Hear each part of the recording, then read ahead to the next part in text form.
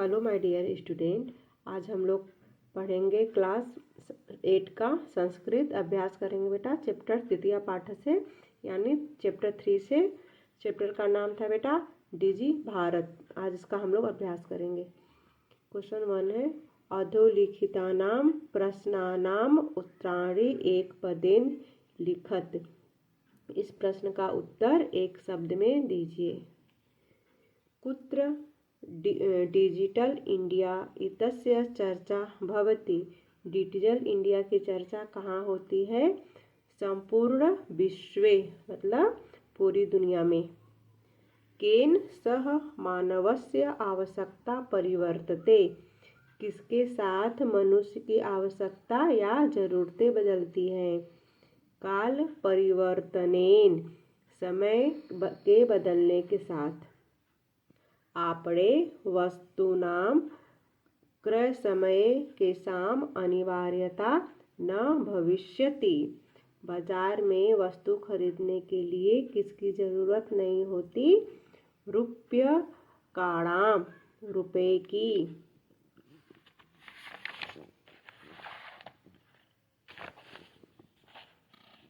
Next है घ कस्मिन् उद्योगे वृक्षा अपयुज्यन्ते। कौन से उद्योग में पेड़ों का उपयोग होता है? कर्गदो उद्योगे मतलब कागज के उपयोग के लिए। अद्य सर्वाणि कार्याणि केन साधितानि भवन्ति। आज हमारे काम किसके द्वारा किए जा रहे हैं? संगणक यंत्रेण यानी कंप्यूटर के द्वारा किए जा रहे हैं। प्रश्न नंबर 2 अधोलिखितान् प्रश्नानां पूर्णवाक्ये उत्तरत। इस प्रश्न का बेटा हम लोग को पूरे वाक्य में उत्तर देना है। इसका बेटा मैं लिखी हूँ, नोटबुक पे लिखी हूँ बेटा। आप इसको एक बार देखिएगा। ओके, पहला प्रश्न है बेटा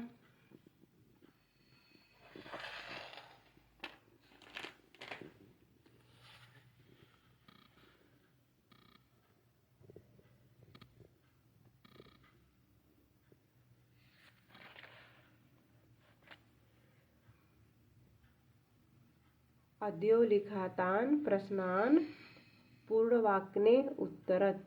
इस प्रश्न का उत्तर पूरे वाक्य में दीजिए। प्राचीन काले विद्या कथम गृह्यते स्म। पुराने समय में विद्या कैसे ली जाती थी या ग्रहण की जाती थी? इसका आंसर बेटा प्राचीन काले विद्या श्रुति परंपराएं गृह्यते स्म। पुराने समय में विद्या सुनने की परंपरा से ली जाती थी। प्रश्न है बेटा ख वृक्षाणां कर्तनं कथम न्यूनतां यास्यति। पेड़ों की कटाई किस प्रकार से कम होगी? इसका आंसर है संगणकस्य अधिकाधिक प्रयोगेण वृक्षाणां कर्तनं न्यूनतां यास्यति। कंप्यूटर को ज़्यादा से ज़्यादा प्रयोग करके हम पेड़ों की कटाई को कम कर सकते हैं। प्रश्न ग है चिकित्सालय कस्य आवश्यकता अध्ययनानुभूयते। अस्पताल में आज किसकी ज़रूरत महसूस नहीं होती? प्रश्न है इसका आंसर बेटा चिकित्सालय रूप्यकाणां आवश्यकता अध्ययनानुभूतेन। अस्पताल में रुपए की जरूरत नहीं महसूस होती है। ठीक बेटा।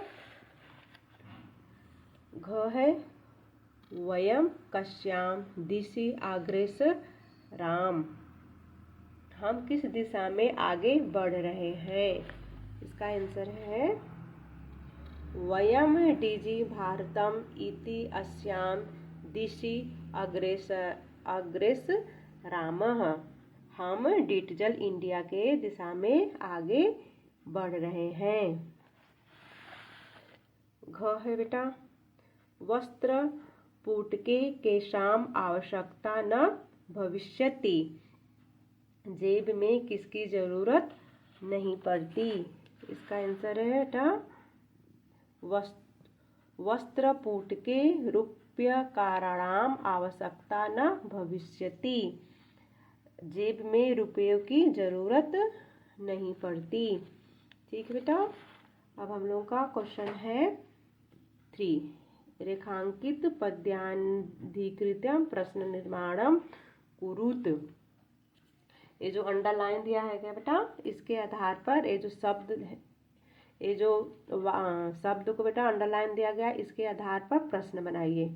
लिखा है भोजपत्रोपरि लेखनम आरब्धम, भोजपत्र पर लेखन शुरू हुआ। तो इसका प्रश्न बनाएंगे बेटा, भोजपत्रोपरि किम लिख देंगे, किम आरंभद, फिर क्वेश्चन मार्क्स कर देंगे। ठीक है, इसका हो जाएगा भोजपत्र पर क्या शुरू हुआ, कि मतलब क्या।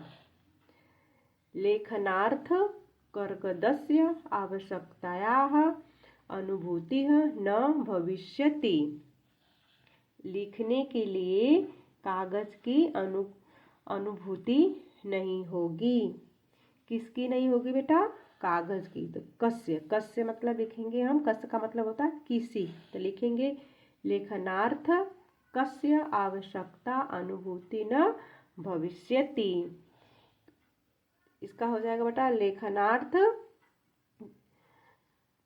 मतलब लिखने के लिए किसकी आवश्यकता नहीं होती। लिखा है इसमें बेटा ग का, विश्राम गृहेषु कक्षम सुनिश्चितम भवेत, विश्राम घर मतलब या आराम घर में कमरा सुनिश्चित होना चाहिए। लिख देंगे बेटा कुत्र, कुत्र मतलब कहाँ, कुत्र कक्षम सुनिश्चितम भवेत, कहाँ पर कमरा सुनिश्चित होना चाहिए, फिर क्वेश्चन मार्क्स लगा देंगे। सर्वाणि पत्राणि चल दूरभाष्य यंत्रे सुरक्षितानि भवन्ति। ठीक है बेटा, यहाँ पे लिख देंगे कस्मिन मतलब किसमें, सर्वाणि पत्राणि कस्मिन सुरक्षितानि भवन्ति, सभी पात्र मोबाइल फोन में सुरक्षित होते हैं। तो इसका हो जाएगा सर्वाणि पत्राणि कस्मिन मतलब किसमें सुरक्षितानि भवन्ति मतलब किसमें सुरक्षित है, मोबाइल फोन में। यहाँ पर क्वेश्चन मार्क्स लगा देंगे। वयम उपचारार्थ चिकित्सालयां गच्छामि, हम इलाज के लिए अस्पताल जाते हैं। किसके लिए बेटा, इलाज के लिए। तो यहाँ लगा देंगे हम लोग किमर्थम, हो जाएगा वयम किमर्थम चिकित्सालयां गच्छामः, हम किस लिए अस्पताल जाते हैं। किमर्थम बेटा था किस लिए। नेक्स्ट बेटा क्वेश्चन नंबर 4, उदाहरण मनुसृत्य विशेषण विशेष्य मेलन कुरुत, उदाहरण के अनुसार विशेषण और विशेष्य को मिलाइए। लिखा बेटा है विशेषण इधर है और इधर विशेष्य। संपूर्ण भारते, तो अलग अलग पेज पर है, मैंने इसको अलग से लिखा है।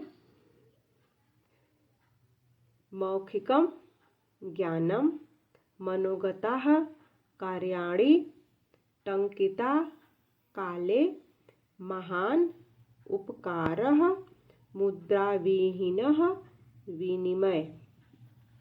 नेक्स्ट बेटा क्वेश्चन नंबर हम लोगों का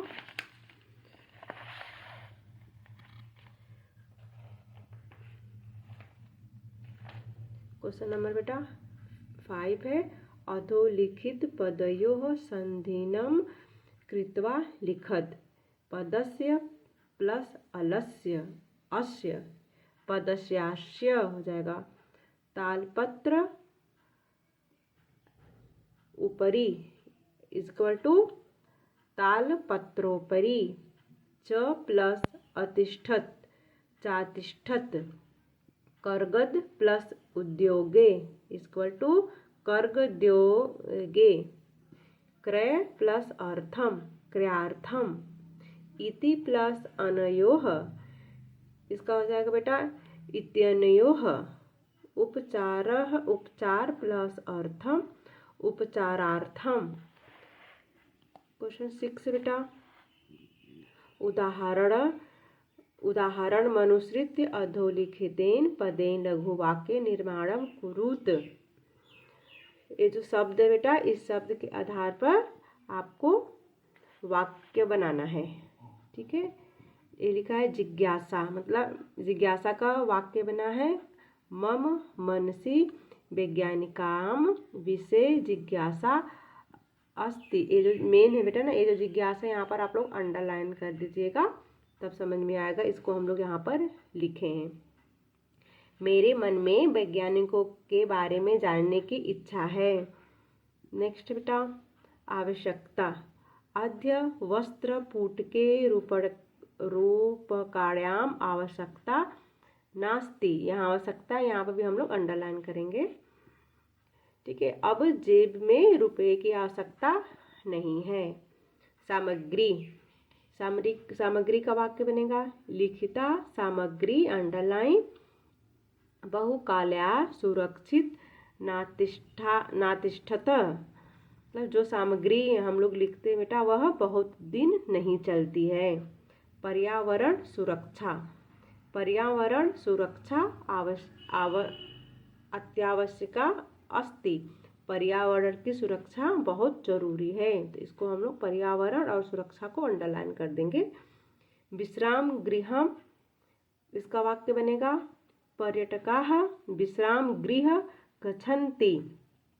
जो लोग घूमने आते हैं वह आराम घर में जाते हैं।